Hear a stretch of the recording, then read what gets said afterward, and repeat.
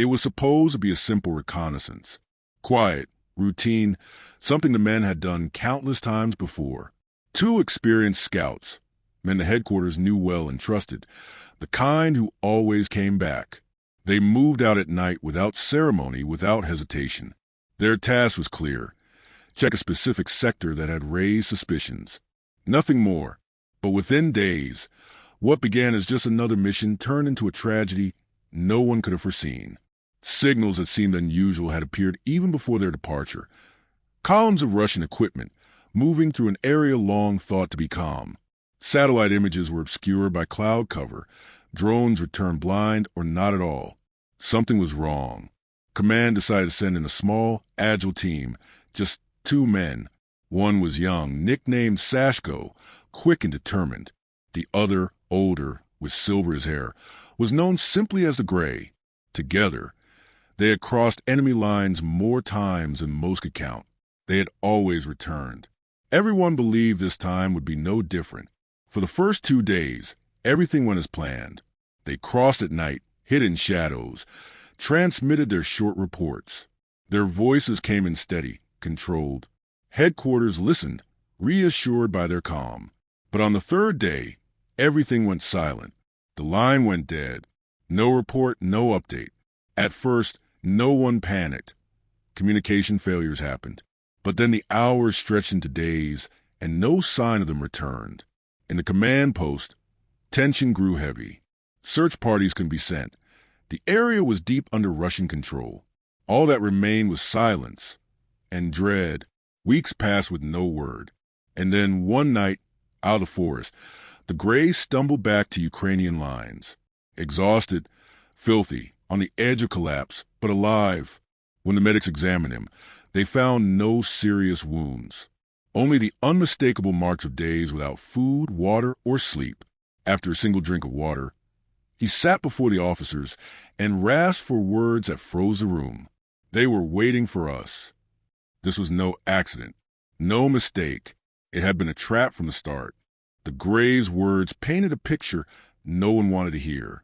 Their path had taken them to what seemed like an ordinary abandoned settlement, a handful of broken houses, a collapsed church, the rusting skeleton of a bus stop. Villages like these dotted the front lines everywhere, silent and empty. But this one was different. The moment Sashko stepped into the central street, a flare burst overhead. Within seconds, machine gun fire erupted from windows and basements. Russians had been waiting, not just watching from afar, but dug in, patient, certain of their prey. It was as if they knew every step we would take. The Gray recalled later. They didn't stumble onto us. They were positioned perfectly. The scouts had no chance to fight back. The forest around them echoed with automatic fire. Bullets cracked against walls. Ricochets sparked off stone. Sashko dove for cover, returning fire, while the Gray tried to call in their position. But the radio was already jammed. Within moments, they were surrounded, dragged into a basement, their weapons stripped. The 2 scouts realized a bitter truth. This was no random encounter.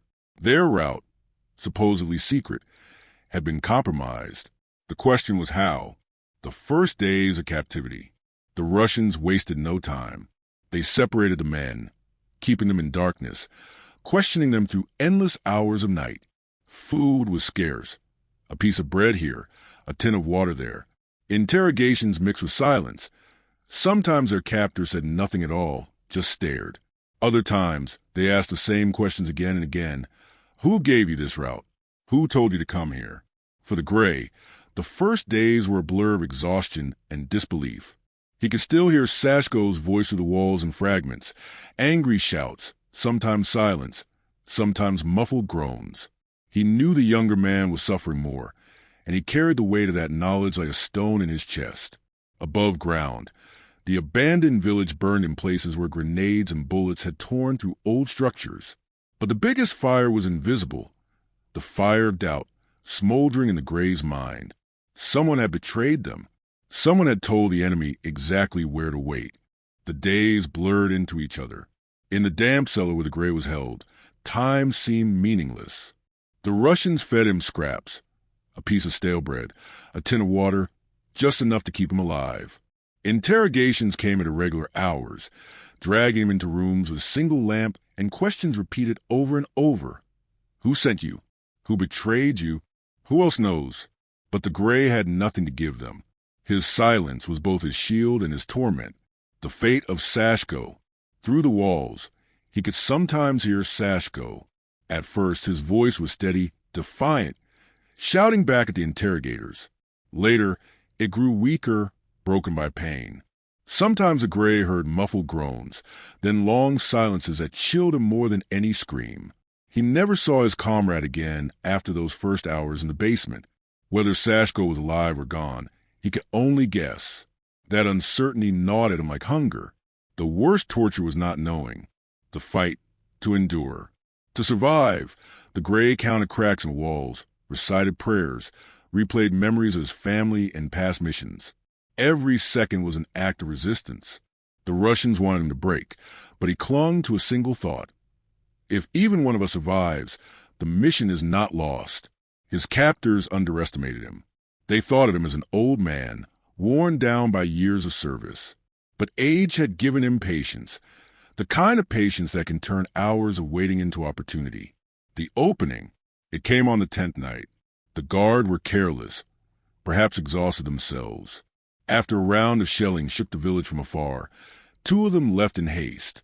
1 remained, dozing in a chair outside the cellar door. The Gray noticed the keys on the guard's belt glinting in the dim light. Summoning every ounce of will, he waited until the man's head slumped forward. Then, silently, he moved, fingers trembling from hunger and weakness. He reached through a crack in the door, hooking the keys with a bent piece of wire he had hidden in his boot lining. It took minutes that felt like hours, but finally, the keys slid free. The lock clicked. The Gray slipped out, silent as a shadow. He didn't run. He crept through the ruins of the village, heart hammering, ears straining for every sound. Behind him, Sashko's fate remained sealed in darkness. Ahead, the forest stretched like a black ocean. Somewhere beyond it lay Ukrainian lines, and hope. The forest swallowed him whole. Branches clawed his face, roots snagged his boots, but the Gray kept moving. Every sound made his heart leap. The rustle of leaves, the crack of a branch, the distant echo of gunfire. He was weak from hunger, dizzy from thirst, but adrenaline drove him forward. Each step carried him farther from captivity and closer to freedom. A silent chase. It didn't take long before the Russians realized he was gone. Voices echoed from the village. Shouts carried by the wind. Dogs barked. Then came the flare of searchlights sweeping the tree-line. Bullets cracked into the dark as soldiers fired blindly into the woods. The Gray dropped to the ground, pressing himself against the earth, hardly daring to breathe.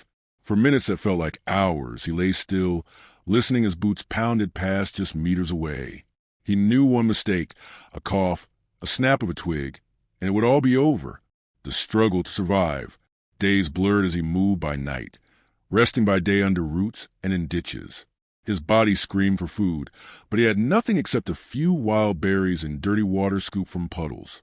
Hunger gnawed at his stomach, but he forced himself onward. Each sunrise was a victory, each step another reminder that he was still alive. He avoided roads, crawling through undergrowth, wading across streams, circling back when he thought he heard voices. Twice he stumbled upon Russian patrols, one so close he could see the glint of their rifles through the brush. Both times he froze, heart hammering, until they passed. The last stretch. On the 5th night, the forest began to thin. In the distance, through the trees, he saw faint lights twinkling, not the harsh glow of Russian searchlights, but the softer, scattered lamps of a Ukrainian village. For the first time, hope flared in his chest. But the final kilometers were the hardest. His legs felt like lead, his breath ragged, vision blurred. More than once he stumbled and fell, clawing at the earth to drag himself forward. Still, he refused to stop. And then voices. Ukrainian voices. A checkpoint. Soldiers shouted in surprise as a ragged, half-starved figure staggered out of the dark and collapsed at their feet. They lifted him up, carried him to safety. He was home, the price of survival. Medics worked quickly, giving him water, food, and blankets. His body was broken, but his spirit remained unbowed. When he could finally speak, his first words chilled the room. They were waiting for us. The gray had returned, but not as the man who had left. He carried with him a truth darker than captivity itself. Somewhere, somehow, the enemy had known their route. Back at the Ukrainian base, the Gray's survival was hailed as a miracle, but also as a warning. His story shook the command staff. 2 experienced scouts had walked into a perfect ambush. The enemy hadn't stumbled onto them by chance. They were waiting, positioned in advance, their traps set with precision. The questions that followed. How had the Russians known the route? Was there a leak in intelligence? A compromised channel? Or worse, a traitor within their own ranks? None of these questions had easy answers, but they weighed heavily on the officers who listened to the Gray's account. His words repeated in their minds. They were waiting for us. The possibility of betrayal was more than a tactical issue. It was a crack in trust.